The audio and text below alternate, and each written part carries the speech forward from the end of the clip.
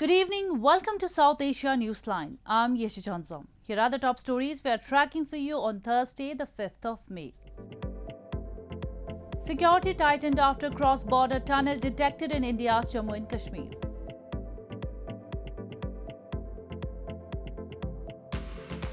PM Shehbaz Sharif slams predecessor Imran Khan after media watchdog degrades Pakistan.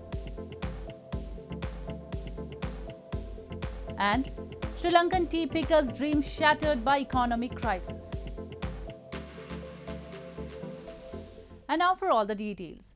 Security was tightened on Thursday in Samba district of India's Jammu and Kashmir territory, a day after personnel of the Border Security Force found a small opening suspected to be a tunnel near the international border with Pakistan. A probe is underway to ascertain the possibility of any infiltration attempt by terrorists, a senior security official said. Security was beefed up on Thursday in Samba district of India's Jammu and Kashmir territory a day after BSF, the Border Security Force, found a small opening suspected to be a tunnel near the international border with Pakistan. The suspected tunnel is about 300 meters from the border outpost Chak Fakira and 700 meters from the last Indian village.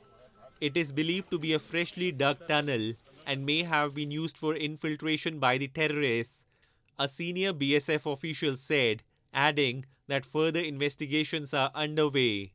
तो ये भी दर्शाता है कि हमारे जो troops हैं या कमांडर हैं ग्राउंड पे कितने तैनात हैं और जो सरफेस के ऊपर से या भूमि के ऊपर से कोई परिंदा पर नहीं मार सकता है, इस प्रकार की स्थिति है, तो तभी इस प्रकार के प्रयास काउंटरपार्ट के द्वारा किए जा रहे हैं. This comes days after security forces neutralized two Pakistan-based Jaish-e-Mohammed terrorists wearing suicide vests in an encounter in Sunjwa area of Jammu district on April 22. The slain terrorists were suspected to have been picked up by a mini truck near Samba district. India has long accused Pakistan of infiltrating terrorists across the border to mount attacks on Indian soil, a charge Islamabad denies. After concluding his three-day, three-nation tour of European countries, Indian Prime Minister Narendra Modi arrived in capital New Delhi on Thursday. PM Modi held several high-level engagements with the leadership of Germany, Denmark and France during the course of his visit, while also interacting with the Indian diaspora in all three countries. Indian Prime Minister Narendra Modi arrived in capital New Delhi on Thursday after concluding his three-day, three-nation tour of European countries, Germany, Denmark and France. PM Modi held bilateral discussions with German Chancellor Olaf Scholz on Monday. He later participated in the 6th India-Germany intergovernmental consultations. A total of 9 agreements were signed between India and Germany, including a joint declaration of intent on green and sustainable development partnership, under which Germany agreed to make an advance commitment of 10 billion euros of new and additional developmental assistance to India until 2030. PM Modi held talks with his Danish counterpart Mette Frederiksen in Copenhagen on Tuesday and discussed bilateral issues, including trade between the two countries and cooperation on environmental action. A number of agreements were formally signed between the two countries, including a declaration of intent on migration and mobility, MOU on cooperation in the field of skill development, vocational education and entrepreneurship, and the launch of energy policy dialogue at ministerial level between the two countries. On the third day of his visit, PM Modi attended the second India-Nordic Summit with the Prime Ministers of Norway, Sweden, Iceland, Finland and Denmark. During the summit, the Prime Ministers pledged to continue to deepen cooperation between the Nordic countries and India and focus their discussion on key issues related to international peace and security, including the conflict in Ukraine, green transition and climate change, and the blue economy. He also held separate bilateral talks with his counterparts of Norway, Sweden, Iceland, and Finland. On the final leg of this visit, PM Modi held talks with the newly re-elected French President Emmanuel Macron in Paris, discussing a range of bilateral issues, including defense, space, civil nuclear cooperation, and people-to-people linkages, as well as regional and global issues. Moving on, A delegation from the United Nations World Food Programme on Wednesday visited a facility in India's northern Amritsar city to understand the process of procurement, testing and transportation of wheat from India to Afghanistan. The team of 5 took a first-hand assessment of how long-term storage of wheat is being undertaken and praised the humanitarian efforts. In total, India plans to send 50,000 tons of wheat on an infrequently used land route through Pakistan in a bid to help Afghanistan facing poverty and hunger since the Taliban takeover last year. India till now has delivered the first tranche of 10,000 metric tons of wheat and life-saving medicines. In news from Pakistan, Pakistan's newly elected Prime Minister Shehbaz Sharif has slammed former Premier Imran Khan as the country has been ranked 157 on the Press Freedom Index during last year. The report by global media watchdog Reporters Without Borders paints a bleak picture of the media freedom in Pakistan, terming it one of the worst, deadliest countries for journalists, with 3 to 4 murders each year. Pakistan's newly elected Prime Minister Shehbaz Sharif on Wednesday slammed his predecessor Imran Khan after the country's 12-point plunge on the Press Freedom Index during last year in a report by Paris-based media watchdog Reporters Without Borders. Taking to Twitter, Shehbaz said the ranking has not only earned Imran Khan a shameful title of press freedom predator, but also placed the country's democracy in bad light. The report paints a bleak picture of media freedom in Pakistan, ranking the country 157 out of 180, comparing 145 in 2021 and 139 in 2018, when Khan, a cricketer turned politician, assumed office. It states Pakistan is one of the world's deadliest countries for journalists, with 3 to 4 murders each year that are often linked to cases of corruption or illegal trafficking, and which go completely unpunished. Any journalist who crosses the red lines dictated by ISPR, the Inter-Services Public Relations, an intelligence agency offshoot, is liable to be the target of in-depth surveillance that could lead to abduction and detention for varying lengths of time in the state's prisons or less official jails, the report states. Meanwhile, US Secretary of State Antony Blinken during a news conference this week said that restrictions on media outlets and civil society undermine Pakistan's image as well as its ability to progress. Shehbaz Sharif, who successfully led the opposition parties to oust Imran Khan in a no-confidence motion in Pakistan's parliament last month, vowed that his government was fully committed to freedom of press and speech. Moving on, amidst narrowing forex reserves, International Monetary Fund has said Nepal should engage in monetary tightening, including interest rate hikes, to bolster its dwindling foreign exchange reserves, without resorting to import curbs that could push up prices and hamper economic growth. Meanwhile, Nepal's finance ministry has said the IMF team's comments will be addressed accordingly.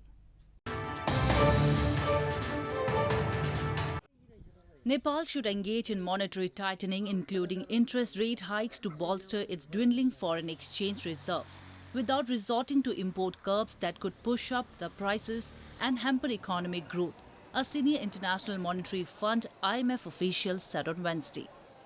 Robert Gregory, head of an IMF team that held week-long discussions with government officials, said in a statement, the government must address inflationary pressures and growing external imbalances while safeguarding the economic recovery. Nepal, a landlocked country between China and India, has banned luxury goods imports until mid-July to rein in capital outflows as Nepal's foreign exchange reserves fell over 18% to $9.6 billion as of mid-March from mid-July, enough to last the country around 6 months. Following a sharp rise in the cost of imports due to soaring global crude oil and other commodity prices after Russia's invasion of Ukraine, Nepal's international reserves have declined more than anticipated, the IMF statement said. However, a prudent budget, as suggested under its financial support program, along with monetary tightening, would help address the inflationary pressures and growing economic imbalances, the statement said.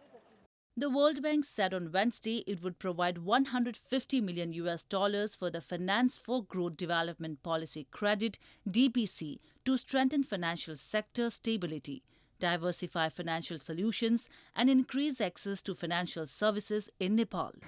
Meanwhile, Nepal Finance Ministry official Ishwari Ariel said the IMF team's comments will be addressed accordingly. In news from Sri Lanka, millions of Sri Lankans are reeling from the island's worst economic crisis in decades. The COVID-19 pandemic severed the tourism lifeline of the Indian Ocean nation, already short of revenue in the wake of steep tax cuts by the government. Plantation workers who hail predominantly from the island's Tamil minority have been affected more than most, as they own no land to provide a cushion against soaring food prices. The tea industry in Sri Lanka, which supports hundreds of thousands of people, suffered from the controversial government decision last year to ban chemical fertilizers as a health measure. The Sri Lanka Tea Board said dry weather had taken a toll on bushes that received insufficient fertilizer after the ban. Plantation workers like Arulapan Idijodi, who hail predominantly from the island's Tamil minority, are affected more than most, as they own no land to provide a cushion against soaring food prices. On a lush plantation, Arulapan deftly plucks the tips of each tea bush, throwing them over her shoulder into an open basket on her back. After a month of picking more than 80 kg of such tea leaves each day, she and her husband, fellow picker Michael Collin, receive about 30,000 rupees, currently worth about $80 after the island nation devalued its currency. Their earnings must support the couple's 3 children and her elderly mother-in-law. අපිට කියනකොට ගෑප් කැමට මදි එක වීදන් නෙවෙයි මදි. ඉතින් එක වෙලක් තමයි ඉතින් කණ්ඩ වෙලා තියෙන්නේ. ඉතින් අපි දැන් ගාන බැලුවොතම අපිට 900ක් ගන්නවා ගත්තට සීනි එමදාම අපි තේ එක බීලා තමයි යන්නේ. සීනිත් වැඩි වෙලා තියෙනවා. රොටි කෑල්ලක් ගන්න ගියොත් එම රොටි කන්න බෑ. දැන් පාන් පිටියට වෙලා මිල ගිලා තිනවා. ඒ වගේ කියන්න ඕනේ මේ හාල් වලට මිල ගිලා තිනවා. එම එකට Arulapan is one of millions of Sri Lankans reeling from the island's worst economic crisis in decades. The COVID-19 pandemic severed the tourism lifeline of the Indian Ocean nation, already short of revenue in the wake of steep tax cuts by the government. The prices of staples have gone up, according to her, the result of rampant inflation after Sri Lanka was left critically short of foreign currency to buy essential supplies of food. Festivities have returned in Nepal's Lalitpur as the city is echoing with the sounds of traditional musical instruments amid the chariot procession of the Rato Machendranath festival being held after 2 years of COVID-19 pandemic. People express they are elated to celebrate the festival once again as infections have declined. Festivities have returned in the alleys of Nepal's Lalitpur city as the idol of Lord Rato Machendranath, god of rain, is being toured in the city as part of an annual chariot festival, bringing back echoes of traditional musical instruments. Thousands of people gathered in the ancient city on Wednesday to mark the festival with gaiety. The event that runs over for about 2 months began this past Sunday after being held in muted mode for about 2 years due to the COVID-19 pandemic.